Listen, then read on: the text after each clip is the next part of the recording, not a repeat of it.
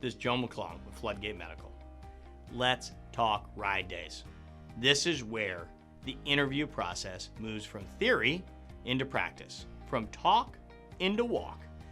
You've likely done a phone interview, or maybe two, a few face-to-face interviews, and now it's time to get out in the field and see what this job is all about.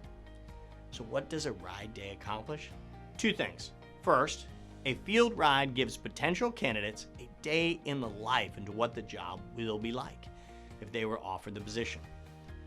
What are the customers like? How is the rep perceived by them? What value do the products bring? Is this something you could see yourself doing and enjoying? But that's not all.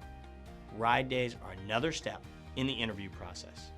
They allow the employer to vet you in a new and realistic way, beyond the confines of a formal interview setting. Even though the hiring manager won't physically be there, the host rep will report back to them on how the day went. It's important to treat the field ride as you would an interview with the hiring manager. The rep you're shadowing becomes a big influencer into the process. In this video, we'll break down the best practices to get a big win on your next field ride day to ensure you're moving on to the final interview. So what are the best practices for ride days? First, ask your recruiter or hiring manager about the dress code.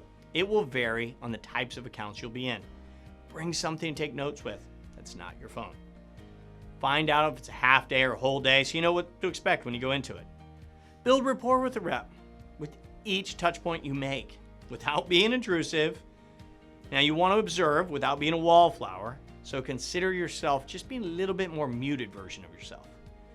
Ask your host rep questions to show interest throughout the process, but respect their need for some downtime between appointments, decompress in the car, etc. Don't drop your guard. We talked about this already, but just remember, this is an interview, and the host rep will report back to the hiring manager on how you performed. Finally, close the rep for their endorsement. In order to advance to the next step of the interview process, usually the final interview, you need to close the sales rep the same way you'd close a hiring manager from your prior interview. And to wrap it all up, don't forget to send follow-up emails to both the rep and the hiring manager. In your email, recap your day, what you learned, where you went, what you saw. In the grand scheme of an interview process, the ride day is a pivotal point which can make or break your opportunity with the hiring company. Prepare yourself for every minute of that day and make sure you're on top of your game. Take notes, make observations, ask questions. Get ready to take a backstage look at your potential career.